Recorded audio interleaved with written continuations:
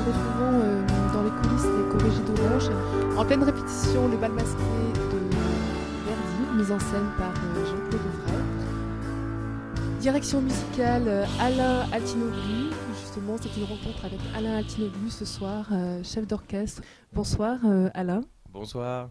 Bonsoir. Alors, nous avons beaucoup de chance, je pense, de vous avoir à nos côtés ce soir, puisque vous êtes souvent sur les scènes internationales. Et ce soir, voilà, vous êtes en pleine répétition du bal masqué. Vous dirigez l'Orchestre national de Bordeaux-Aquitaine. Comment se passe ces répétitions et quelle est l'évolution de ces répétitions puisque la générale c'est le 1er août et vous êtes en pleine représentation très bientôt. Ça se passe très bien. Alors on est en plein répétition qu'on appelle les scènes orchestres, c'est-à-dire c'est la première fois qu'on a et l'orchestre en fosse et les chanteurs et les chœurs. Alors avec l'Orchestre national Bordeaux-Aquitaine, ça se passe très bien, je les connais bien, puisque ici même à Orange, on avait donné Mireille il y a 3 ans, dans des conditions d'ailleurs assez difficiles, parce qu'après ces répétitions de scène orchestre, nous n'avions pas eu de pré-général qu'on a d'habitude parce qu'il y avait eu de la pluie. On n'a pas eu de général parce qu'il y avait une coupure d'électricité, donc on était passé directement en représentation. Et alors voilà, on s'était vraiment mis ensemble pour faire le meilleur spectacle possible et je crois que ça s'était très bien passé. Donc là, on est en pleine répétition et on a la chance d'avoir aussi des solistes magnifiques pour cet ouvrage et c'est très important chez Verdi d'avoir de grands chanteurs. Et aussi, il ne faut pas oublier les chœurs d'Avignon, les chœurs de Nantes, Angers et les chœurs de Nice qui sont là pour ce beau projet. Alors, quel est le retour que vous avez d'une part des musiciens, voilà, on va faire peu à peu.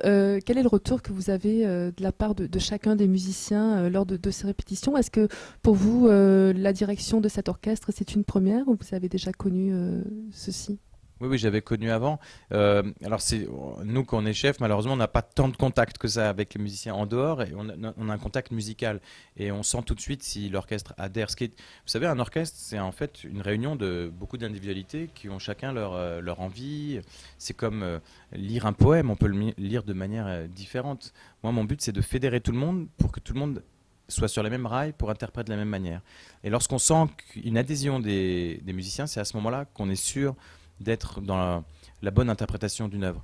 Alors ce qui est difficile dans le bal masqué, c'est que ça passe de moments extrêmement dramatiques à des moments extrêmement joyeux, rapides, avec des couleurs très différentes. Et c'est ça que j'essaie de trouver en ce moment avec l'orchestre, c'est des couleurs différentes. L'autre difficulté à Orange, c'est ce qu'on appelle les balances. Les balances, c'est-à-dire le rapport qu'il y a de dynamique entre l'orchestre et les chanteurs. Parce que si vous êtes trop fort, on n'entend plus les chanteurs. Si vous n'êtes pas assez fort, on n'entend plus l'orchestre. Donc il y a un milieu à trouver qui n'est pas si simple à Orange, puisque c'est très grand. Vous savez qu'il y a 8600 places quand même. Donc il faut jouer aussi bien pour celui qui est au premier rang que celui qui est au dernier. Et la musique de Verdi, notamment le bal masqué, que ressentez-vous profondément, plus profond de vous, dans vos émotions et de votre ressenti? Alors c'est mon 7e opéra de Verdi que je dirige, et plus on dirige un compositeur, plus on le connaît en fait. On a beau avoir lu toutes les biographies, mais pour un artiste, de le connaître profondément, c'est de connaître son œuvre, je crois, lorsque l'artiste a réussi à mettre dans son œuvre ce qui est au fond de lui.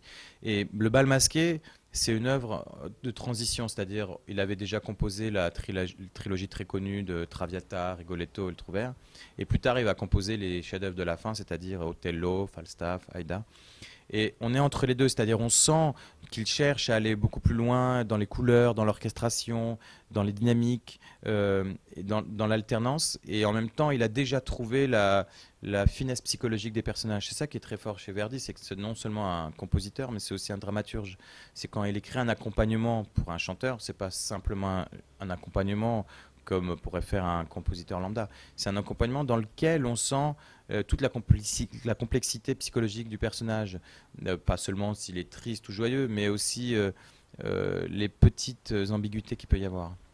Et à travers votre direction, est-ce que vous arrivez à faire ressortir ces différents états pour le public, ou est-ce que vous essayez de le faire? Alors j'essaie évidemment. Ce qui est difficile quand on est un artiste, que ce soit acteur, chef d'orchestre, pianiste, c'est toujours de garder la distance entre ce qu'on fait et ce que le public sent. Si on s'engage trop physiquement et moralement, parfois on peut se perdre et ne plus pouvoir contrôler techniquement les choses. Donc il y a toujours cette distanciation à trouver. Mais j'essaye en tout cas de faire en sorte que le public, moi c'est mon métier, moi je suis le médium entre le compositeur et le public, c'est-à-dire j'essaye de savoir ce que le compositeur a voulu et j'essaie de le faire passer au public. Ce qui est difficile, c'est qu'on ne vit plus à la même époque que le compositeur, c'est-à-dire qu'un tempo, une vitesse écrite à l'époque au 19e siècle n'est peut-être pas ressentie de la même manière en 2013. Donc c'est aussi de transposer lorsqu'il veut quelque chose de rapide, une course à l'abîme, elle est différente aujourd'hui parce que voilà, aujourd'hui on est à l'ère d'Internet, on zappe, on va beaucoup plus vite, les choses sont différentes. Donc on se réadapte finalement à notre époque quand on interprète une œuvre. Quel est votre regard en tant que chef d'orchestre? Quel est votre regard sur la mise en scène de Jean-Claude Auvray? De Jean-Claude en particulier, vous voulez dire? Alors c'est très particulier. Jean-Claude est quelqu'un qui a fait plus de 150 mises en scène d'opéra, ce qui est un chiffre incroyable comme production. Et en plus, c'est son troisième bal masqué. C'est-à-dire que le bal masqué, il le connaît à l'endroit à l'envers, en répétition. C'est incroyable parce qu'il y a plein de metteurs en scène qui arrivent, ils savent pas ce qui se passe. Lui, il connaît tout par cœur et il a une vision vraiment qui va bien au corriger. En plus, il connaît le lieu. Ce qui est très difficile ici, c'est de faire par exemple les entrées et les sorties. Parce que quand un chanteur ou un chœur rentre sur scène, il faut qu'il marche 60 mètres pour aller de l'autre côté, ce qui arrive jamais dans un théâtre. Donc il a dû adapter les choses. Par exemple, quand des chœurs sont en coulisses, on peut pas le faire. Et il a fait ça vraiment de manière extrêmement brillante, je trouve. Voilà, il connaît très très bien.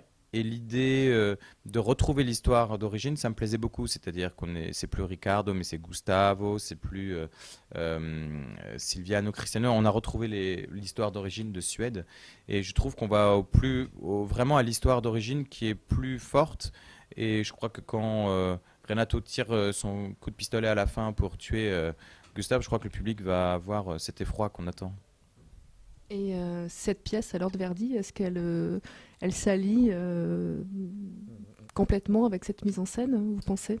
Bien sûr, alors c'est aussi au chef. Alors c'est ça qui est bien lorsqu'on travaille avec un metteur en scène en même temps, c'est qu'on discute avec lui, lui avec nous, et on construit ensemble. Par exemple, tout à l'heure, c'était une répétition, il y a un quatuor à cordes sur scène qui était derrière, et je trouvais, j'avais du mal à avoir contact avec eux, donc immédiatement Jean-Claude a demandé au chœur de s'écarter. Et ça veut dire qu'on construit la production ensemble, c'est ça qui est bien, c'est que lui a besoin de quelque chose, je lui donne musicalement, moi j'ai besoin, il donne, et c'est cet échange qui est important entre un metteur en scène et un chef, un metteur en scène qui fait tout seul sa mise en scène et le chef vient plaquer sa musique, ça marche pas. Mais quand on construit ensemble, je crois que le public le sent et ça marche bien. Ouais. Vous êtes un jeune chef d'orchestre en pleine évolution au niveau de votre carrière. Justement, comment imaginez-vous et quelles sont les étapes pour arriver à cette évolution et comment voyez-vous votre profession dans quelques années avec un regard peut-être plus extérieur? C'est assez difficile parce que moi, ça fait une dizaine d'années que je dirige. S'il y a 10 ans, on m'avait dit qu'aujourd'hui, je serais en train de diriger dans les maisons, on m'invite, que ce soit à New York, à Vienne, à Berlin, à Covent Garden. C'est vrai que j'aurais dit, mais non, mais pas du tout, je fais ça comme ça. Et donc, je ne sais pas du tout comment ça va évoluer. La seule chose que je puisse faire et que je fais tous les jours, c'est de travailler plus. C'est-à-dire de m'améliorer chaque jour. Et c'est la seule chose sur laquelle j'ai une incidence.